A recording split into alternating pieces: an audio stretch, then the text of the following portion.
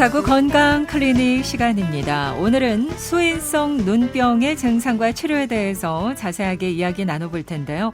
그 외에도 눈 질환, 안 질환과 관련해서 궁금한 점 있으신 분들 단문 50원, 장문 100원, 샵 0949번으로 남겨주시길 바랍니다. 눈시원안과 이현석 원장 자리하셨습니다. 원장님 어서 오세요. 네, 안녕하세요. 네. 아무래도 이제 덥다 보니까 또 물놀이들 많이 하게 되고 그러면서 눈병에 걸리는 사람들도 많다고요. 수인성 눈병. 정확히 이제 어떤 질환인 건가요? 네, 이제 그 수인성이니까요. 그 물이 매개체가 돼서 생기는 눈병들을 다 이제 통칭해서 저희가 수인성 눈병이라고 하는데 네. 여기에 이제 종류가 여러 가지가 있어요. 이게 뭐 또 일단 뭐 눈병이니까 전염성 눈병으로 많이 알려져서도 있지만은 그 물놀이 자체에서 오는 그 알레르기 반응 때문에 오는 그 알레르기 눈병도 있고요. 네. 그것 외에는 대개 이제 그 물을 통해서 매개될 수 있는 여러 가지 바이러스, 박테리아, 좀 드물게는 곰팡이 등으로 인해서 생길 수 있는 눈병들을 다 통칭해서 저희가 이제 수인성 눈병이라고 얘기를 합니다. 네. 아무래도 이제 물놀이 횟수가 잦아지기 때문에 유독 여름철에 더 많이 이제 환자들이 발생하는 거겠죠. 그렇죠. 그래서 이제 수인성 눈병인 거죠. 대개 네. 이제 뭐 그 실내 수영장이나 또는 계곡이나 뭐 해변가 이런 데서 이제 그 주로 옮기게 되는데 네. 또 이제 그 여름 날씨가 워낙 고온 다습하니까 그렇죠. 이러한 그 바이러스나 박테리아들이 이제 금방 증식하는 그래서 같은 물놀이를 해도 이런 여름철에는 확률이 이제 훨씬 올라가는 거죠. 그렇다면 증상은 어떻게 나타나나요? 대개의 경우에 이제 이게 잠복기를 거쳐요. 네. 일반적으로 이제 세균성인 경우는 이제 바이러스 눈병이 대표적인데 한 5일 정도? 그러니까 이제 눈병 갔다 와서 바로 그런 게 아니고 네. 한 3, 4일 지나면서 증상이 나타나는데 물놀이 갔다 와서. 어허. 대개의 경우에는 이제 처음에는 눈에 뭔가 좀 이물감, 그다음에 약간 가려움, 그리고 이제 눈에 약간 이제 좀 충혈기가 생기면서 이상하게 이제 눈이 좀 부시는 증상이 생기게 되고요. 네. 그러한 것들이 조금 더 진행되면은 충혈이 심해지면서 아침에 눈곱이 심하게 끼고 시력도 좀 침침해지는 본격적인 증상들이 나타나게 됩니다. 그렇군요. 이제 눈에 이렇게 충혈이 되고 눈병이다 하면 전염성이 제일 걱정이 되거든요. 네네. 예, 이 부분은 어떻습니까? 네, 이제 전염성이 되게 많지만은 이제 전염성이 아닌 것도 있죠. 대표적인 게 아까 말씀드린 그 알레르기 같은 거. 이런 것은 이제 뭐 실내 수영장에 있는 그 각종 그 소독제 같은 데 예민하신 분들이 알레르기 반응이 올 수도 있고요. 네. 뭐 그리고 이제 야외에서 활동을 하다 보면은 여러 가지 야외에 자연적으로 발생하고 있는 물질들에 예민한 분들은 이제 알레르기성 눈병이 생기거든요. 네. 이런 경우에는 사실은 전염성은 전혀 없어요. 그리고 이제 그 간혹 어떤 분들이 이제 물놀이 하다가 다래끼가 났는데 네. 이 다래끼도 전염되는 분들이 있거든요. 네네. 다래끼는 자기가 가지고 있는 균에 의해서 이게 여드름처럼 나는 거기 때문에 물놀이나 이제 그 지쳐서 면역 저하로 인해서 생기는 자체의 그 염증인지 이게 전염되지는 않고요. 네. 역시 이제 전염이라고 하게 되면 대표적인 여름철 눈병 두 가지, 이제 유행성 각결막염, 네. 과거에 많이 알려졌던 이제 아폴로 눈병, 네. 이 두 가지가 아주 전염성이 강한 대표적인 수인성 여름 눈병 두 가지죠. 그래요. 아무래도 이제 수인성 눈병이기 때문에 뭐 7월, 8월 여름 내내 많은 환자들을 보실 텐데 이렇게 전염성이 있는 경우에는 가족 내에 또 함께 생활하는 분들 정말 주의를 좀 하셔야 될 것 같아요. 그러면 전염력이 굉장히 강하기 때문에 일단은 그 눈병 환자가 이제 가족 중에 누가 발생을 하게 되면은 첫째는 눈병 걸린 본인이 상당히 조심을 해야 되죠. 되도록이면은 이제 그 이러한 것들이 그 매개체를 통해서 전염이 공기를 통해서 되는 건 아니에요. 네. 눈병 환자를 바라보고 있었더니 눈병 걸리는 건 아니에요.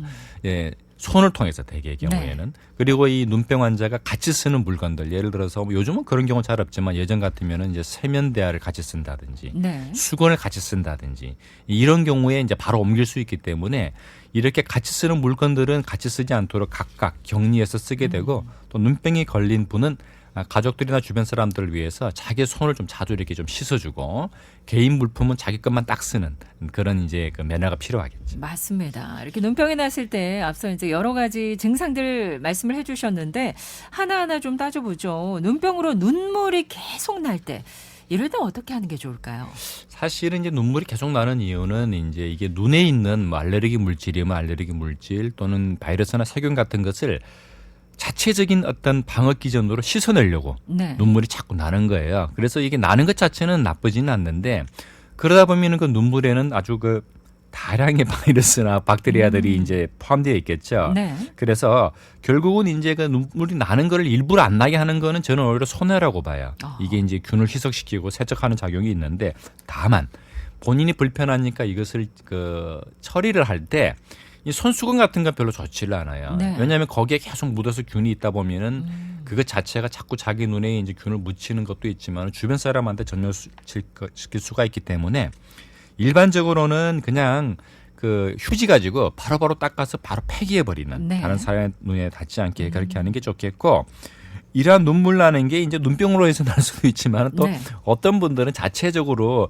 눈물길이 막혀서 나는 분들도 있는데 이건 아. 눈병하고 혼돈하시면 안 돼요. 별개인 그러면은요, 거죠. 5101 애청자 질문을 함께 좀 드릴게요. 오늘 이제 눈병으로 눈물이 계속 날 때 어떻게 해야 되는지를 여쭤봤습니다만, 5101 애청자는 눈병은 아닌데 눈물이 계속 나와서 몹시 괴롭습니다. 어떻게 해야 할까요? 68세라고 이제 나이도 적어 주셨는데 좀 함께 설명을 좀 해주시죠. 네, 그러니까 이게 두 번째 경우에 해당되는 아하. 경우에 이제 그 68세 같으면 이제 노령기에 접어드셨는데, 네. 이러한 노령기에 접어들게 되면은 우리가 그 눈물이 빠지는 배출로가요, 눈 안쪽에 있는 그 눈물 누점을 통해서, 눈물 입구죠, 그걸 통해서 코로 이렇게 내려가게 되어 네. 있어요. 그런데 이 그 길이가 이게 한 2.5에서 3cm 정도 되는데, 거기가 이 점막층이 노화하면서 자체적으로 이게 붙어요. 붙고 아하. 좁아지기 때문에 막힌 거군요. 말 그대로 이제 내려가는 길이 막혀서 이제 밖으로 이렇게 넘치는 경우거든요. 그래서 이런 분들은 초기에는 빨리 비교적 안과에서 어떤 치료를 하게 되면은 이제 큰 수술을 피하고서 조금 더 그걸 관리할 수가 있는데, 네. 이게 완전히 막히게 되면은 결국엔 코 쪽으로 이제 구멍을 내서 별도의 눈물길을 뚫는 이제 큰 수술까지 갈 수가 있어요. 그래서 조금 이제 그 나이가 있으신 분들이 이런 눈물 흘림 증상이 있으시면 안과에 가셔서 조금 초기 단계에서부터 좀 적극적으로 치료나 관리를 하시는 게 좋아요. 네. 수술까지 해야 한다고 하니까 걱정인데, 눈물길을 뚫는 수술은 어떻게 진행이 되는 건가요? 대개의 경우에 조금 전신 마취를 해야 되는 경우도 있고요. 네. 코 안쪽에 있는 그 얇은 뼈를 저희가 이제 그 약간 그 눈물이 통할 만큼의 누도 구멍을 내서 그 우회로를 만들어 주는 거죠. 비교적 수술 그 결과는 양호하고 좋기는 한데, 네. 다만 이제 대개의 경우에 이것은 이제 대학병급 이상의 수련병원에서 해야 되는 그런 것도 있고, 네. 입원도 한 하루 이틀 하셔야 되기 때문에 그 단계까지 가기 전에 할 수 있으면 다른 치료로 하시는 게 더 좋겠죠. 그래요. 이렇게 눈병이 아닌데도 눈물이 계속 나오는 거, 눈물길이 막혔을 가능성도 배제할 수 없기 때문에 5101 애청자 가까운 안과에서 꼭 한번 확인해 보시고요. 그 외에도 이제 눈병으로 인해서 눈곱이 심하게 끼는 경우가 있어요. 이럴 때는 어떻게 해야 될까요? 그래요. 눈곱도 아까 눈물과 같은 경우인데, 눈곱은 말 그대로 이제 생체 면역 기관이 눈에 침입한 그 세균들, 박테리아나 바이러스와 싸워서 그 잔재물들이 눈곱으로 나오는 거거든요. 네. 그렇기 때문에 이러한 눈곱도 적당하게 제거해 주시는 거는 좋아요. 근데 당연히 전염성이 있겠죠. 강한 전염성이 있기 때문에 이것도 똑같이 손수건보다는 휴지 가지고 바로바로 닦아서 이제 폐기를 하시는 게 좋겠고, 하나 더 조금 더 주의하셔야 되는 거는, 이 눈곱이 밤 사이에는 제거할 수가 없으니까 아침에 보면은 뭐 눈이 딱 달라붙을 정도로 이제 맞아요. 눈곱이 붙어 있는 네네. 경우가 있거든요. 그러니까 밤 사이 건조해서 마르니까 이게 딱딱해진 거예요. 네. 그런데 이때 이 눈곱은 정말 제거를 잘 하셔야 돼요. 왜냐하면 이게 결절처럼 되어 있기 때문에 자칫해서 이게 깨끗하게 바깥으로 이렇게 제거가 되지 않으면 눈 안으로 들어가게 되거든요. 네. 그럼 이게 눈에 안에 있는 조직들을 이렇게 상처를 줘요. 긁을 수가 있기 때문에, 특히 이제 그 어린아이들 같은 경우에는 좀 그런 게 처리가 미숙하거든요. 네. 그래서 우리 부모님들이 아이들이 눈병이 걸렸을 때는 아침에 아이가 잠자리에 일어났을 때 꼭 바로 깨끗한 탈지면 같은 걸 통해 가지고 눈 안쪽으로 눈곱이, 굳은 눈곱이 들어가지 않게 깨끗하게 네. 좀 잘 닦아주셔야 됩니다. 그래요. 수인성 눈병, 안과를 찾으면 어떠한 치료를 받게 되는 겁니까? 대개의 경우에 뭐 박테리아나 바이러스, 특히 바이러스 같은 경우에는 면역 질환이라서 감기랑 똑같이 어느 정도 시간이 지나면은 대개 2주 정도 걸리지만은 자체적인 면역력으로 이겨냅니다. 그러나 그 과정에서 눈에 생길 수 있는 다른 입차적인 2차 감염이나 합병증을 막아야 되기 때문에, 경우에 따라서는 적절한 그 항생제, 그리고 상처가 났으면 거기에 적당한 연고제를 쓴다든지 해가지고서 후유증을 줄이는 게 중요하거든요. 네네. 참고적으로 이제 그 유행성 각혈막염은 이게 좀 눈병 중에서는 균이 독해서 관리를 잘못하게 되면은 눈병이 지나가고 난 다음에 그 눈동자에 후유증을 남겨가지고 약간의 빛번짐이나 시력 저하도 일으킬 수 있기 때문에 관리가 좀 필요합니다. 네, 그렇군요. 앞서 5101 애청자 68세 분 눈물이 계속 난다고 하신 분이 다시 한 번 더 문자 주셨는데 눈물길 관을 수술을 하셨대요. 그런데도 또다시 눈물이 납니다.